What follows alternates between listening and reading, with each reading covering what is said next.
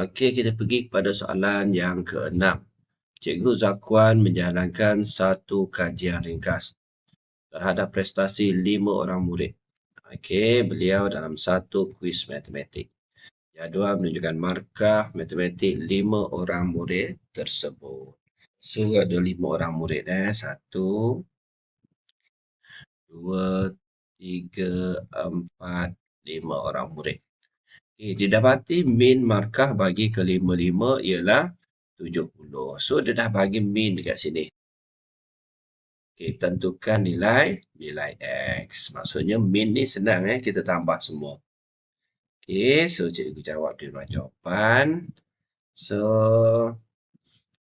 X tolak 3 tambah X tambah 2X tambah 9 tambah dengan X tambah 8. Okey, tambah dengan 2X. So, 5 orang murid. Okey, bahagi dengan 5 lah. Sama dengan min. Dia dah bagi min pada kita ialah 70. So, just kira saja pelajar senang. Okey, so cikgu kira dulu X dulu. So, X tambah X, 2X. 2X tambah 2X, 4X. 4X tambah X, 5X. 5X tambah 2X, so 7X. Okey, tambah dengan, so negatif 3. Okey, negatif 3 tambah 9. Okey, akan dapat 6. 6 tambah 8, so kita akan dapat 14. 14, okey, per 5 sama dengan 70. So, kalau kat sini biasanya cikgu akan minta pelajar tekan kalkulator lah. Tekan kalkulator. Pelajar boleh tekan kalkulator straight lah. Kalau nak buat bracket, yang atas ni mesti bracket 7 alpha X tambah dengan 14. Tutup bracket. Per dengan 5 alpha soft 70. So, shift soft 2 kali. So, akan dapat X 48. Sangat mudah soalan ni. So, ni soalan A. Soalan A. So, jangan masuk di ruangan B. So, kita potong B ni. Jangan SPM sebenar nanti dia potong nanti. Tak dapat markah nanti. Okay, cikgu nak pergi pada soalan B. Berdasarkan nilai X yang diperoleh, hitung varian bagi set data itu. So, soalan ni nak varian. Varian pelajar boleh rujuk formula kat depan. Varian. Okey, so ada ruangan dah kat sini. Tak ada. So, cikgu jawab kat sini. Pelajar nak jawab soalan B tu, okey, pelajar tulis formula varian. Varian ni ialah sigma kuasa 2 sama dengan jumlah X kuasa 2 bahagi dengan bilangan tolak dengan min kuasa 2. Ini formula. Formula ni ada kat depan. So, kita selesaikanlah. Okey, X kuasa 2. X tu kat sini tadi. X tadi kan kita dapat 48. Kan? So, 48 tolak 3, 45. So, cikgu kecilkan sikit sekali jalan. So, kat sini 45 kuasa 2. Tambah. Kat sini X tadi 48 kan? 48 kuasa 2. Tambah. Kat sini 2 darab dengan 48. So, 2 darab dengan 48. Okey, 96 tambah 9. Okey, so kita akan dapat 105. 105 kuasa 2 tambah dengan 48 tadi. Tambah dengan 8. So, 56 kuasa 2 tambah dengan 2 darab dengan 48. So, 2 darab 48, so 96. 6 kuasa 2. Okey, so dah dapat macam ni. Kita bahagilah dia dengan bilangan dia. Berapa bilangan tadi? 5. Tolak dengan min. Dia dah bagi tadi kan? 70 kuasa 2. Mesti ada bentuk macam ni pelajar. Dan pelajar tekan kalkulator lah. Cikgu dapat 641.2. Sangat mudah soalan ni. Okey, settle soalan nombor 6. Kita pergi pada soalan nombor 7. Okay, soalan nombor 7 ni soalan kebarangkalian. Okay. So, cikgu suka bila soalan ada gambar rajah pokok macam ni. Ni soalan aras rendah. So, kita boleh selesaikan terus. Okay, kalau kat sini, ni per 11 ni pelajar. Ni per 11 ni. Per 11 So, bila per 11, maksudnya asal dia sebenarnya 11 per 11 lah. Nombor 1 kat sini 4. Yang atas ni 4. Kat sini 2. Kat sini dah berapa? 6. So, 6 kat sini mesti tinggal 5. So, 5 per 11. Senang. Sama juga macam ni. Kat sini 5. Kat sini 2. So, dah berapa? 7. Asal dia ni 10 per 10. Okey, so 7 kat sini. Kat sini mesti 3 per 10. Okey, settle untuk gambar rajah pokok. Gambar rajah pokok ni dia bagi berapa markah? 2 markah. So, 1 markah, 2 markah lah. Okey, seterusnya soalan sambungan ada. Cari kebarangkalian bahawa guli biru ataupun guli kuning tidak dipilih.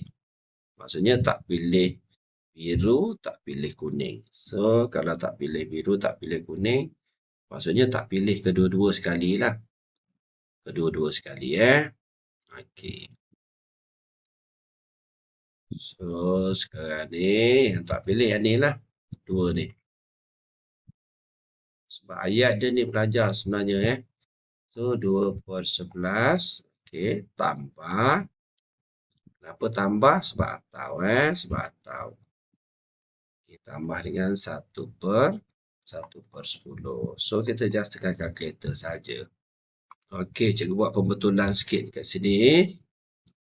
So, kalau kita tengok kat sini cari kebarangkalian bahawa guli biru atau kuning tidak dipilih. So, biru dengan kuning tak terlibat. Biru dengan kuning semua tak terlibat. Yang terlibat hanya merah-merah. So, kat sini darab So, kalau kat sini MM lah. Okey, so darab. So, kalau darab biasa 2 darab 1, 2. Okey, 11 darab 10. 110. 110. Okey, so ataupun boleh kecilkan lagi 1 per berapa ni? 50. 55. Okey, so settle untuk kebarangkalian. Okey, kita pergi pada soalan yang ke-8. Okey, kita pergi pada soalan yang ke-8. Soalan yang ke-8 ni soalan insurans insurans motor. Okey, selalu cikgu mention pada pelajar. Bila jumpa soalan insurans motor, apa yang patut kita buat? Okey, first kali. Nombor 1 kena tengok. Encik Hamdan ni duduk kat mana? So, duduk kat Kelantan. So, Kelantan RM RM26. Okey, RM26. Itu poin yang pertama. Lepas tu, poin yang kedua, kita tengok jumlah yang ingin diinsurankan. Berapa ribu? RM95,000. Buat apa dengan RM95,000 ni? Tolak 1,000 bahagi dengan 1,000. So, pelajar akan dapat 94. 94 mesti darab dengan 26. 94 darab dengan 26. So, kita akan dapat. Okey, so 94 darab dengan 26. So, pelajar akan dapat 2444. 2444. Okey, settled.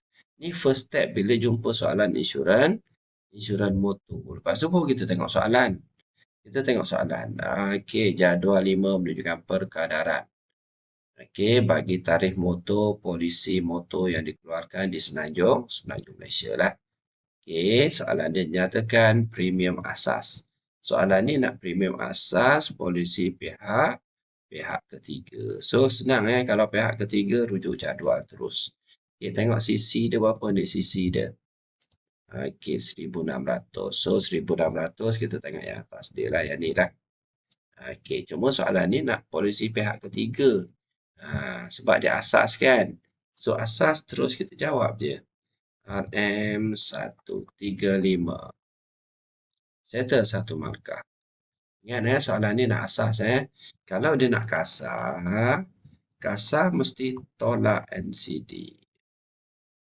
NCD. Ini pelajar tengok. Okey, seterusnya.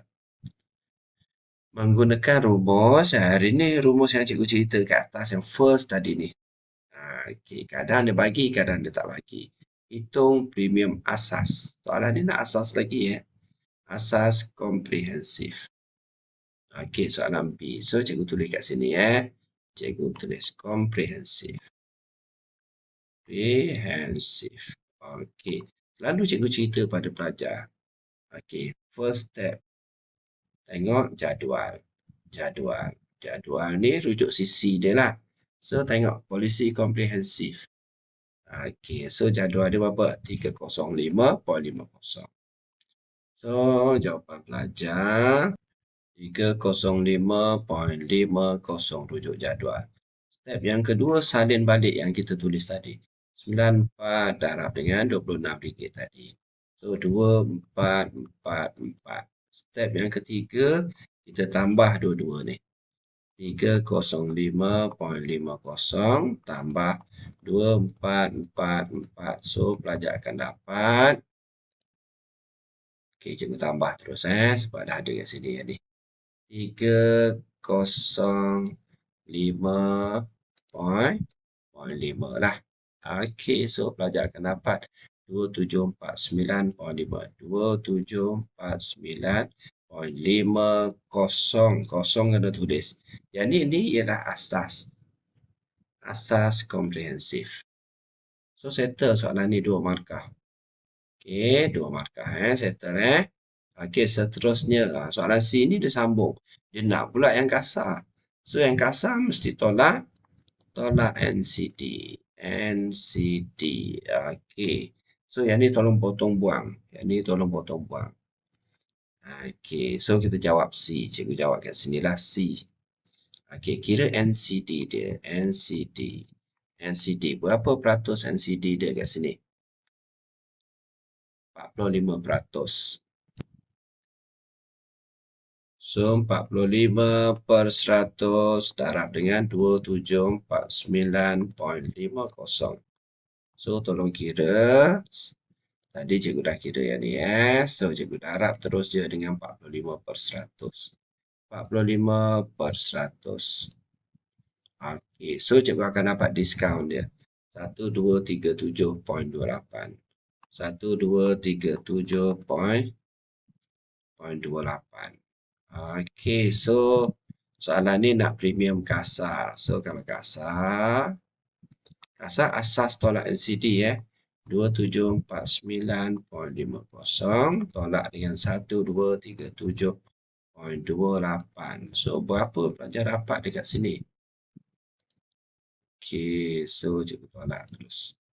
2749.50 tolak dengan jawapan cikgu tadi answer So, akan dapat macam ni. 1512.23. 1512. Apa tadi? 0.23. Okey, sangat mudah soalan macam ni. Okey, settle untuk soalan cukai. Bukan cukai, soalan insurans motor. Okey, cikgu pergi pada soalan yang ke-9. Okey, ni soalan tajuk keuangan. Okey, pendapatan bulanan, pendapatan pasif, angsuran kereta, insurans, dia ni. Sekejap Yang ni pendapatan perbelanjaan tetap. Okey, utility ni api air api plus air. Okey, ini tidak tetap lah, tidak tetap. Okey, pelajar kena tahu dulu yang ni, basic. Okey, Encik Man yang bercadang menyimpan 10% daripada pendapatan bulanannya. Okey, hitung simpanan bulanan untuk setahun. Setahun dia nak Okey, sekarang ni simpanan dia nak. Dia bercadang simpan 10% daripada pendapatan bulanan. So, pendapatan bulanan dia banyak ni lah. Okey, so cikgu kira dulu pendapatan bulanan dia. Cuma dekat sini pelajar soalan ni dia nak kira setahun. Setahun sebab yang pasif ni tapi dia tulis pendapatan bulanan dia. Sebab pasif ni dia tak tetap pelajar. Kalau apa yang cikgu faham dengan soalan ni maksudnya 10%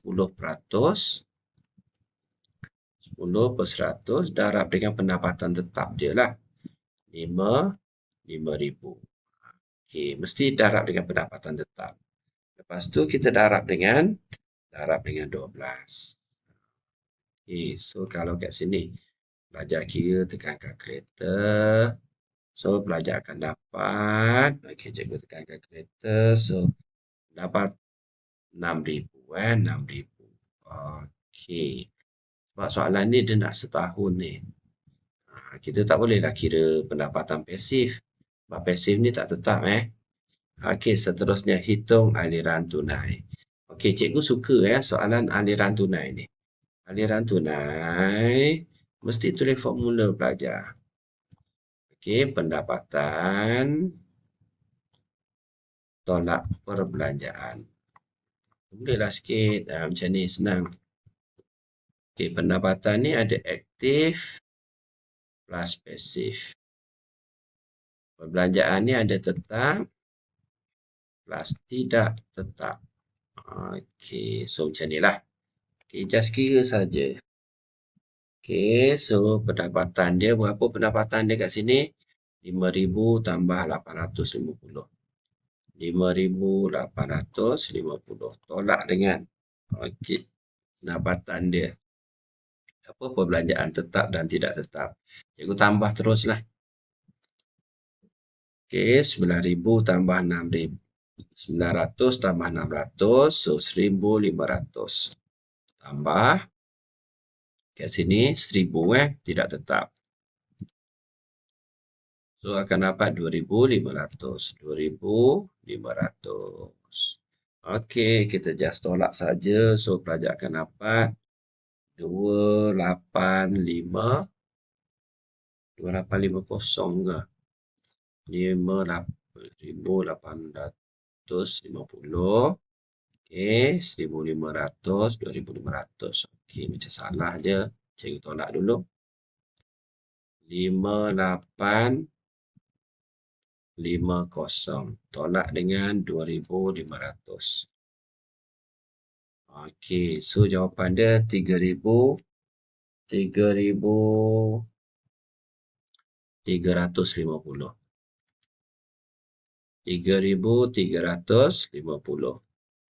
Mesti ditolak dengan simpanan dia. Simpanan dia 10% daripada 5,000 berapa? 500 lah. So cikgu tolak 500. Baru cikgu dapat jawapan dia. Tolak 500. So 2850. 2850. So settle. Untuk soalan yang ke-9.